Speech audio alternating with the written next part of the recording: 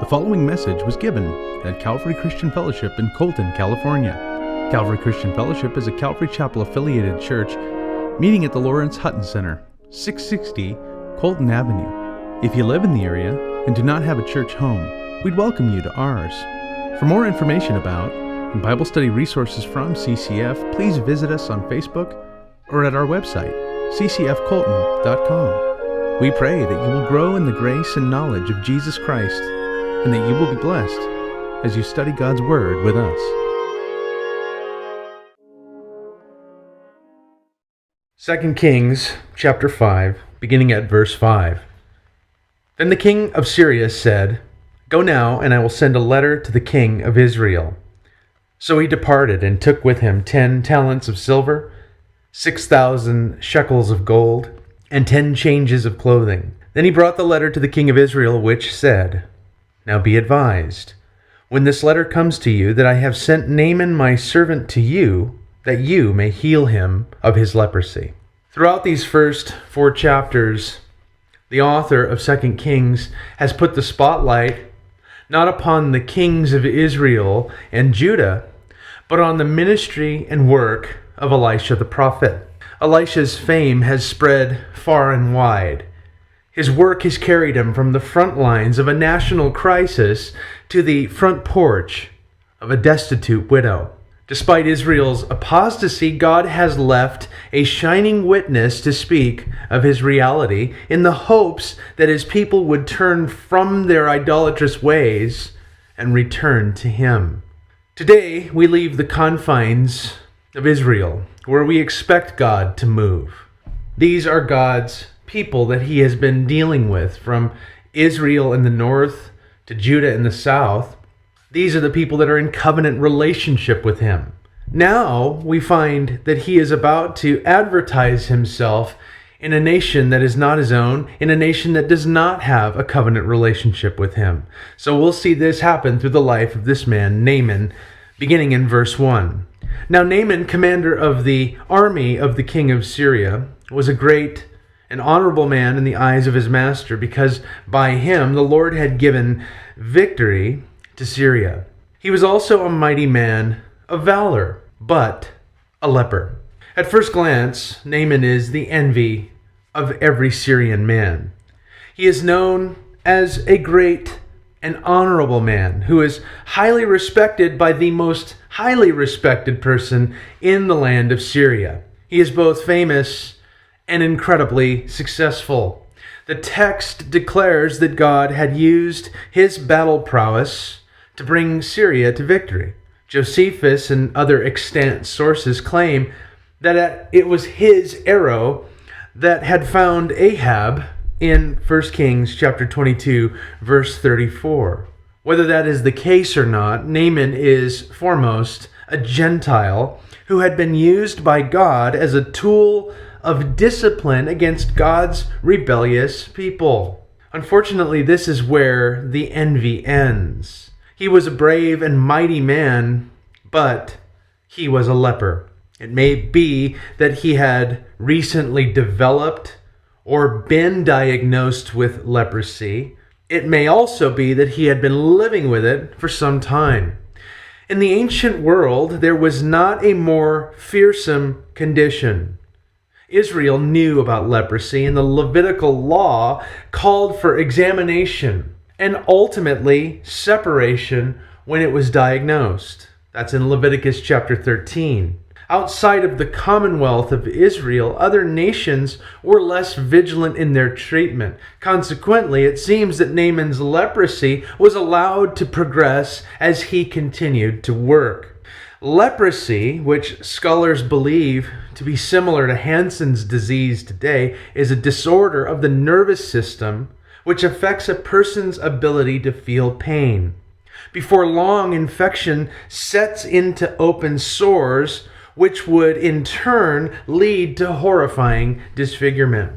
Dr. Alan Gillen wrote this: "Its symptoms start in the skin and peripheral nervous system outside the brain and spinal cord, then spread to other parts such as the hands, feet, face, and earlobes. Patients with leprosy experience disfigurement of the skin and bones, twisting of the limbs, and curling of the fingers to form the characteristic claw hand. Facial changes, including thickening of the outer ear and collapsing of the nose, tumor-like growths called lepromas may form on the skin and in the respiratory tract, and the optic nerve may deteriorate.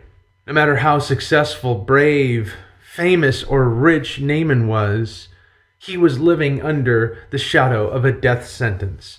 Verse 2, and the Syrians had gone out on raids and had brought back captive a young girl from the land of Israel. She waited on Naaman's wife. Then she said to her mistress, if only my master were with the prophet who is in Samaria, for he would heal him of his leprosy. In the meantime, there was a similarly hopeless individual living in the land of Syria. She is a captive from the land of Israel. Syria and Israel often fought and traded control over shared territories. Both sides would take captives. Israel was given rules of conduct by God, but Syria, they didn't hold to them. This young girl may have witnessed the execution of her parents and male siblings. It wouldn't be surprising to discover that she had also experienced personal trauma as well. Aside from these personal tragedies, she finds herself in Naaman's house as his wife's servant. She has watched Naaman digress physically and has seen the worry on Mrs. Naaman's face. And despite the potential personal grudges that she might have held onto, she speaks up to help them. If Naaman would go to Elisha, he would be healed. Now, this is incredibly bold on her part. Aside from Moses' sister Miriam, there hasn't been a single case of a leper's healing in the record of the Old Testament. But she is so sincere and confident. She has no hesitation in her voice, and she claims boldly that Elisha holds the key to Naaman's healing. With only her word of hope, the wheels are set in motion. Verse 5, and Naaman went in and told his master, saying, thus and thus said the girl who is from the land of Israel. Then the king of Syria said, go now, and I will send a letter to the king of Israel. So he departed and took with him 10 talents of silver, 6,000 shekels of gold, and 10 changes of clothing. Then he brought the letter to the king of Israel, which said, now be advised, when this letter comes to you, that I have sent Naaman my servant to you, that you may heal him of his leprosy. And it happened when the king of Israel read the letter that he tore his clothes and said, am I God to kill and make alive, that this man sends a man to me to heal him of his leprosy? Therefore, please consider and see how he seeks a quarrel with me. So it was when Elisha, the man of God, heard that the king of Israel had torn his clothes, that he sent to the king, saying, why have you torn your clothes? Please let him come to me, and he shall know that there is a prophet in Israel. Isn't this incredible? The most decorated general in Syria and the king of Syria act upon the advice of a Hebrew handmaiden. This speaks volumes of the relationship that Syria's king had with his general.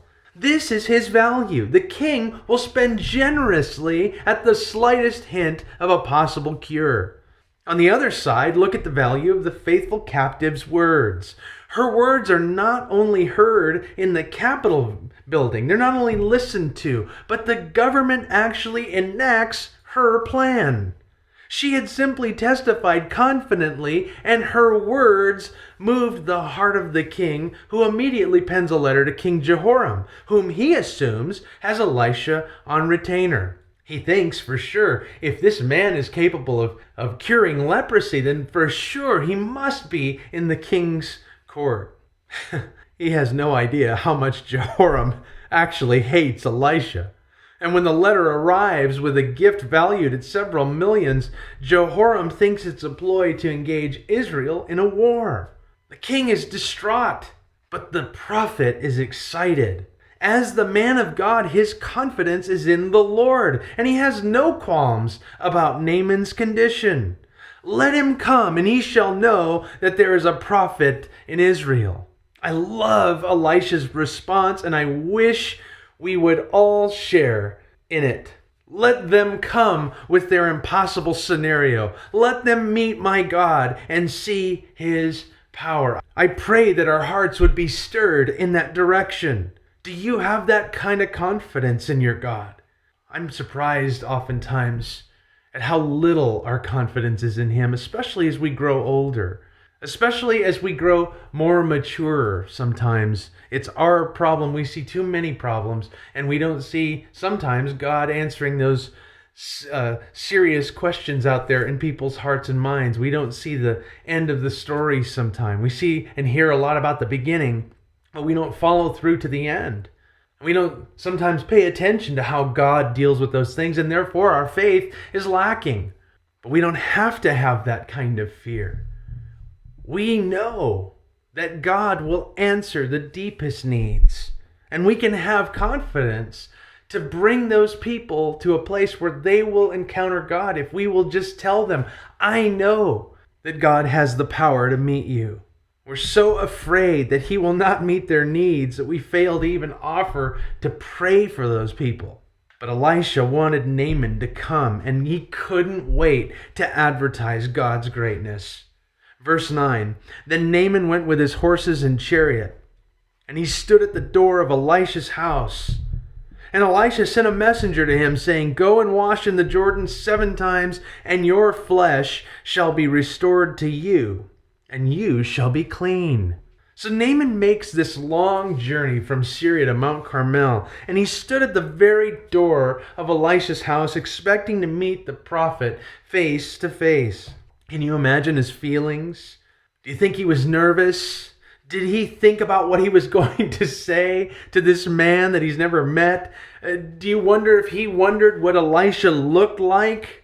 He knocks at the door and he gets quite a surprise, because when the door opens, it's not only not Elisha, but it's one of his lowly messengers who proceeds to let the general know what he must do. I can only see Naaman's face turn from this enthusiastic smile to this frown as he looks upon this, probably a young person. He looks at them and goes, son, do you even know who I am?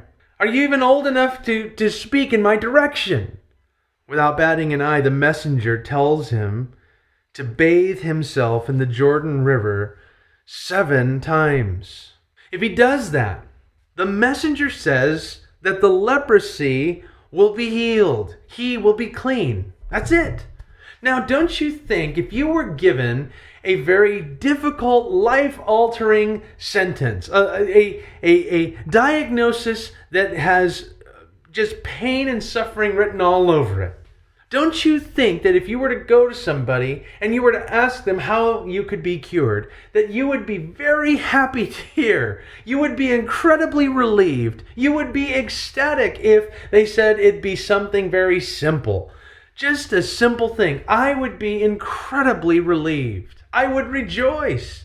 Naaman, though, a man who has traveled thousands of miles, who is not a God-fearing Gentile, is just somebody who's probably an idolater. He lives out in Syria. They have all kinds of gods that are false. He just can't relate. Verse 11, but Naaman became furious and went away and said, indeed, I said to myself, he will surely come out to me and stand and call on the name of the Lord his God and wave his hand over the place and heal the leprosy. Are not the Abana and the Pharpar, the rivers of Damascus, better than all the waters of Israel? Could I not wash in them and be clean? So he turned and went away in a rage. Naaman is beside himself with anger. The word in the Hebrew speaks of bursting out into rage. You have to understand that his expectations were high and they've just been crushed. He expected to see Elisha's face. He expected to meet with this powerful man. He says, he will surely come out to me. Naaman is a great general, and he's used to people being impressed with him. Even now, as a leper, he expected Elisha to come out and greet him and show him respect. He wasn't prepared to meet a lowly servant. He came all this way to see the main man. Second, he expected an elaborate ceremony. He wanted to see Elisha do something for him. He wanted to hear him call on the name of the Lord with chants and maybe even a smoke machine. He wanted to see Elisha mystically wave his hand over the leprosy, and ultimately he wanted to see that leprosy that had manifested itself upon his skin, somewhere on his body, to just disappear before his eyes. Ironically, this is what the unbeliever has in common with the immature, carnal believer. Both crave experience. Isn't that interesting? Naaman wanted an impressive show that rivaled the quote-unquote world of religious people in Syria. Finally, he had a problem with the locale. The Jordan River was no match for the rivers of Damascus, the Abana, which the Greeks called the Gold River, and the Pharpar. As believers, you and I, we revere the Jordan River.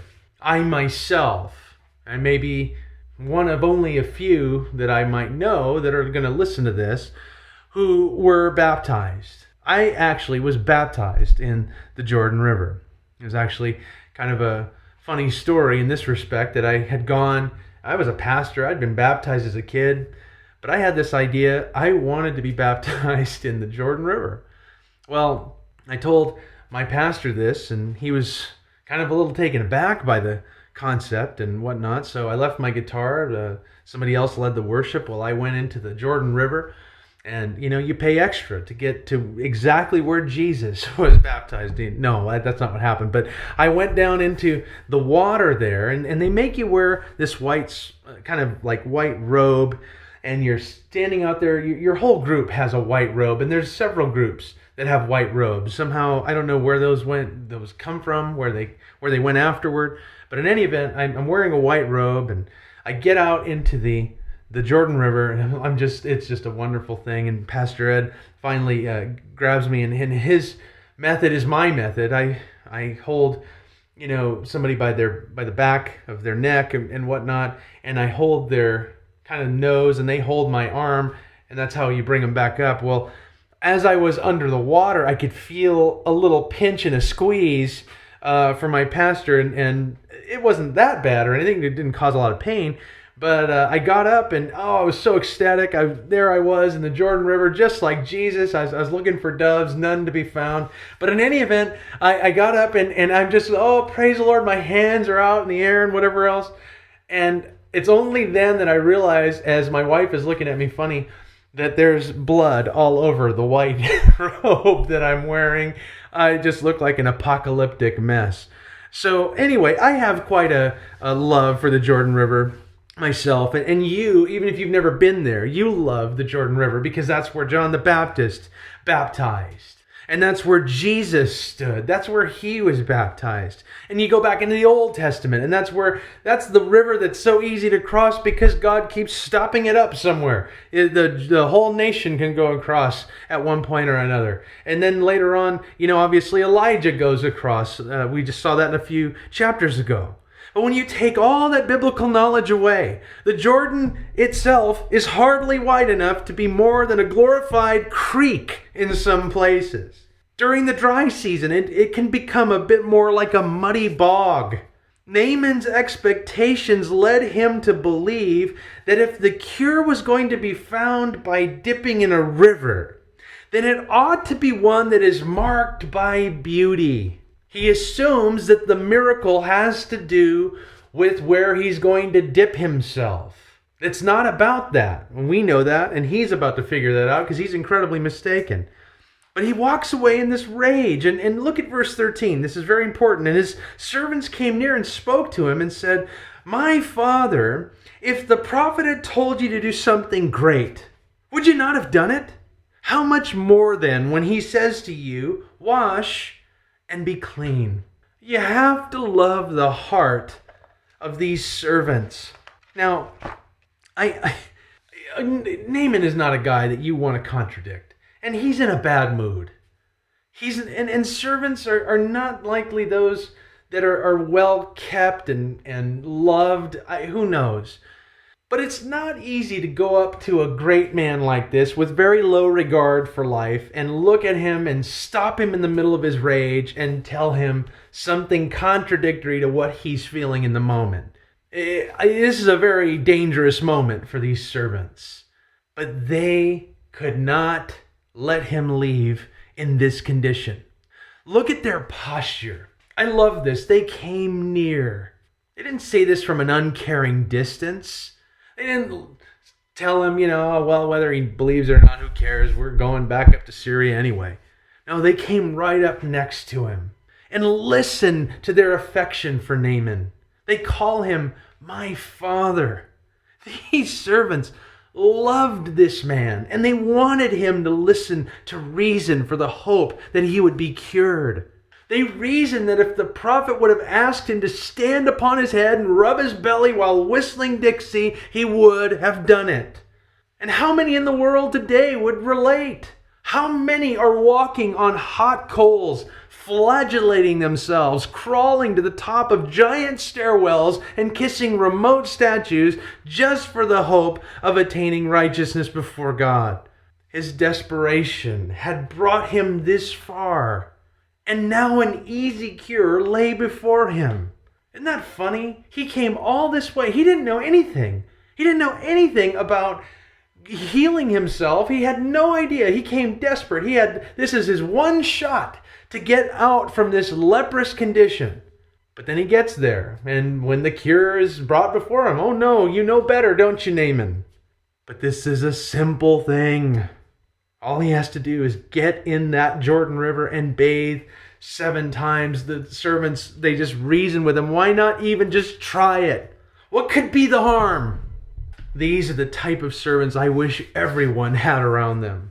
They speak to him from a heart of love and loyalty, hoping to encourage him toward the best and most hopeful outcome. Thankfully, Naaman listens to their pleas and resigns himself to give it a try. Verse 14, so he went down and dipped 7 times in the Jordan, according to the saying of the man of God. And his flesh was restored like the flesh of a little child, and he was clean. Here again is the victory. So he went down and dipped 7 times in the Jordan, according to the saying of the man of God. He didn't stop at 3. He didn't quit at 5. He didn't find another river at 6. He went down into that river, and 7 times he bathed himself. Now, if you've not been with us over the last few chapters, this has been the theme. Elisha, a representative of God via the office of the prophet, declares to the person of God what must be done. Regardless of how unbelievable or incredible the word is, the people who obeyed saw victory. The army, they dug their trenches with no sign of rain. The desperate widow gathered empty jars with no store of oil. Here the proud general wades into the humble waters of the Jordan River. What would have happened if he had followed his feelings or listened to his instincts? Would you think about that for a minute? Can you think about how different this story would have been if Naaman had held on to the thought that somehow he knew better than God with regard to the subject of the healing of leprosy? Thankfully, some part of his faith prevailed after a period of doubt and disagreement, neither of which hinders or hurts God. God is not afraid of our moments of doubt, and he cannot be intimidated by our disagreement with his methods. If anything, the hindrance and the hurt is our own. How often have we hindered our own growth and maturity by doubting God's plan or disagreeing over His proposed method? In the life of an unbeliever, this is a fatal flaw. If you are an unbeliever who is listening to this now, your feelings, the feelings that you have and you following your feelings, the feelings of a fallen nature, if you do that, if you follow those feelings against God's truth, that will lead you straight to hell, eternal separation from God. But there is an equal danger to the believer to do the same. The unbeliever might be headed for hell because they followed their feelings. But the believer is destined to wander aimlessly. The believer might be headed for hell for following his feelings, but the believer is destined to wander aimlessly when he does the same. How many have sought some other place, some other experience over what has been established as the good ground in their life? How many, after repeated Sundays and spending time in God's Word, how many have gone away thinking, I wonder if there's not more somewhere else? Those who follow such things are immature, foolish, carnal believers who are destined, those who are doing so, they're destined to follow feelings and experience well into a great wilderness of emptiness.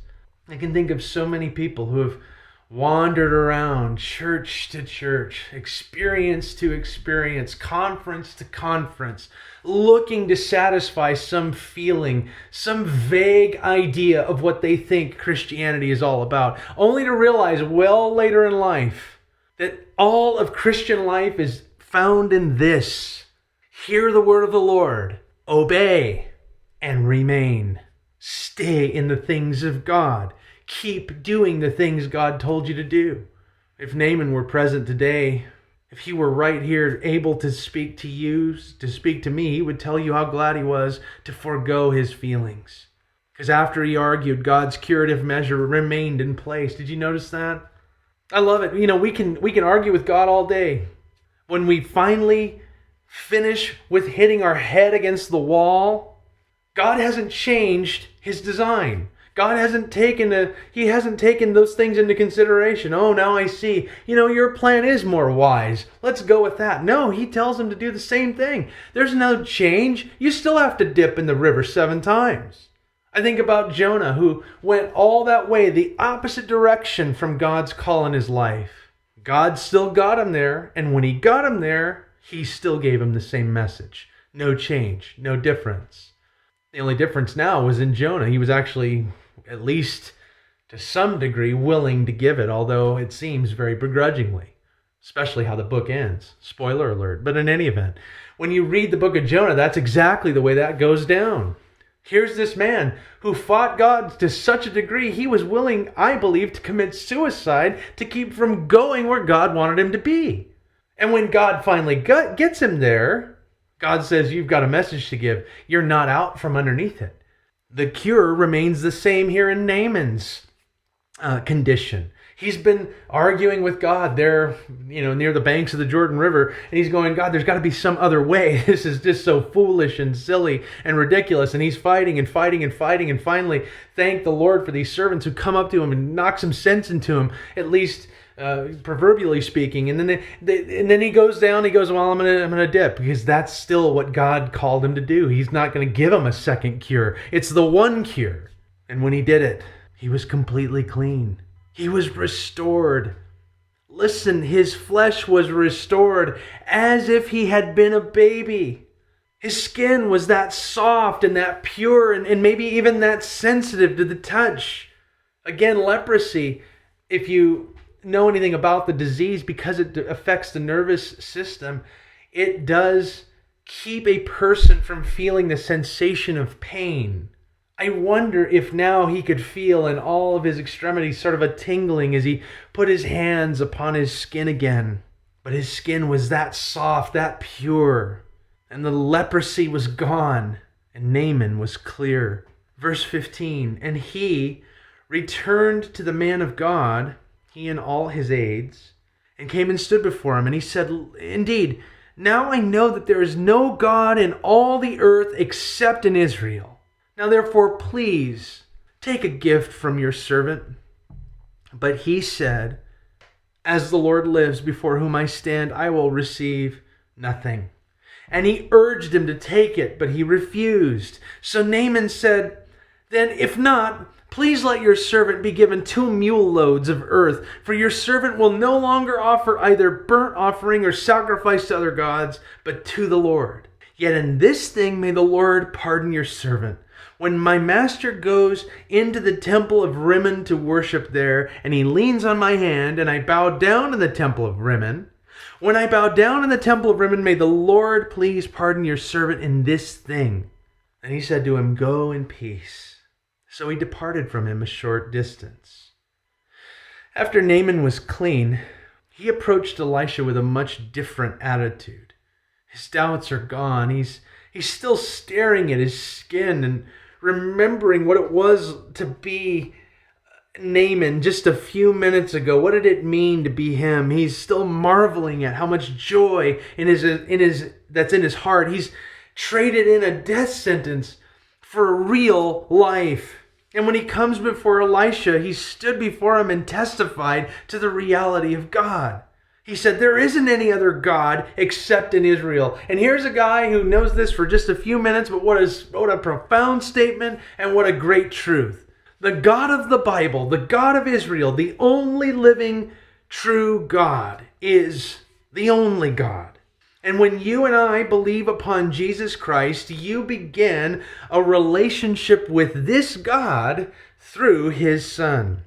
Any other supposed God is either a demonic entity seeking to distract you from the knowledge of the true God, or is a manifestation of your own psyche. So take your pick. Which would you say you serve? The true and living God, or some false demonic entity that's trying to fool you into buying into your own righteousness? I mean, think about that. Every other system of religious belief in the world teaches that you can find your way to God. Only Christianity teaches that God found his way to you. Every other religion says that you could go and search for God. The Bible is the only text that says that you will never seek after God, but that it is God who is seeking after you. Whatever God Naaman had trusted before he had come had failed to deal with his leprous condition. And that's the reality. That's why people come to God in the first place, because they've worshipped at the altars of Jehovah's Witnessism. They've gone into the temples of Mormonism. They've believed in the Hindu gods. They've cried out to Allah, and they found that none of them can answer. None of them can answer the call. None of them can do anything because none of them exist. It is God alone who has the cure for leprosy, and this is what Naaman now knows, not by the knowledge of someone telling him, not by the books that he's read, but by the experience that he has had. It was the God of Israel that brought his leprosy out from his body and away from him. And he declared his faithfulness to this God. And then he's offering this gift to Elisha, which the prophet promptly turns down. He's not willing to receive a single item for his service to the Lord. Elisha was not in service for his own benefit. He served God, and he had God. That was reward enough for him. And truly, there is no greater reward than that. As for Naaman, he can't just walk away without some token of the moment. He takes some of the soil of Israel along with him. You can see that while Naaman was healed and his skin and his body was now perfect in a sense, his faith wasn't, and it didn't need to be. He displays the average idolater's thinking who believed in henotheism, essentially that God was only strong in Israel. Now, there's no doubt that he would have used this dirt as a point of contact. Maybe he would use it to put an altar upon. So his faith wasn't perfect, and neither was his life. Some of his official duties will still take place within the temple of the Syrians' local deities. Some scholars believe that he is asking for forgiveness for having done this in the past. But the natural reading of the passage leads us to believe that this is going to be a future conflict. The point, either way, is that Naaman understands that his faith has implications for his daily life. He cannot simply go back into his old life without having to change some things. This is incredible to me. This is a true sign of somebody who has come to God in reality. They realize now that there are things that are no longer congruent with their faith. They cannot go back and just, I'm going to add God and then go back into the world like I was before. I'm going to go back and do the same things I did before. That person, I would question the reality of their faith. Naaman starts off and realizes, man, I've got some real trouble coming ahead. I can't worship God and worship at the temple of Rimmon as well. There's got to be something different there. I can't, but it's my job and it's the conflict that I have to go into. He knows that there is going to be some changes and God's going to have to work those things out. Actually, it's kind of funny because people, when they come to God, they have a lot of concerns at first. What they should quit doing, and that's wonderful. And maybe number one on the list in their mind might be some external thing, but it might be that God's working on something internally first. He'll work with your job later. Maybe he needs you at your job. Who knows? Maybe he'll pull you out in some other way, but God is not worried about it. And listen to Elisha. He doesn't rebuke him. He doesn't tell him, oh, you can't go into any of those temples. You need to boycott everything. Boycott everything you can. That's not what he's saying. See, the thing about Naaman's job, and this is what he's talking about, he would have to go into the temple of Rimmon, not because he was going to worship there. He would have to be in that locale because the aging king of Syria would lean down upon him. And you can imagine that the general was part of Ben-Hadad's security detail. And so when Ben-Hadad, bowed down to worship, it would be that Naaman would kind of have to come up underneath him and sort of hold him in place and then get up with him to help him get in and out. Not the restaurant, but in and out of the temple. So these are the things that he had to do. This was part of his job. He would be there physically, but he is letting Elisha know his heart would not be affected by it. His heart would remain loyal to the God of Israel. He would be in the world, but not of it. And that's why Elisha says, go in peace. He's trying to tell him, don't worry about it. Now, I don't think Elisha would have said this across the board. If you have a job, or if you have a part of your job that is going to compromise your heart, I'm fairly certain Elisha would tell you something different. This man, though, knew who healed him. He knew that any other temple that was represented by falsehood, it couldn't help. It was powerless. This man is so satisfied with God that he can stand virtually anywhere in the world and be safe. And that's the issue. Are you satisfied with God to such a degree that your heart wouldn't even think to look in another direction? That person who is in that condition is safe to go anywhere. Now, as we close this section, what an incredible chapter and section here that we have before us. And what a wonderful God who wants to advertise not just to his people of his reality, but to the Syrians, to the other nations. When I think of, we mentioned Jonah a minute ago, to the Ninevites and all the other people that he's intersected with throughout all of biblical history. This God wants to be known. He wants to be the one that is the one who does the impossible, who shows himself powerful when all the other gods of the nations show themselves to be impotent. And this story, as we've looked at today, it really turns upon these servants who came in, and the one servant who could have held on to bitterness and anger and resentment. And she could have said, forget you, Naaman, you deserve what you got. You deserve your leprosy. Do you know what you did to my family? And she could have taken the turn to say, you know what, I hate this person, I hate these people, and I'm not giving them any news about Elisha. No, she was duty bound. She knew that there was a cure. And she, in spite of whatever pain she had suffered, she loved Naaman and his wife enough to tell them about Elisha.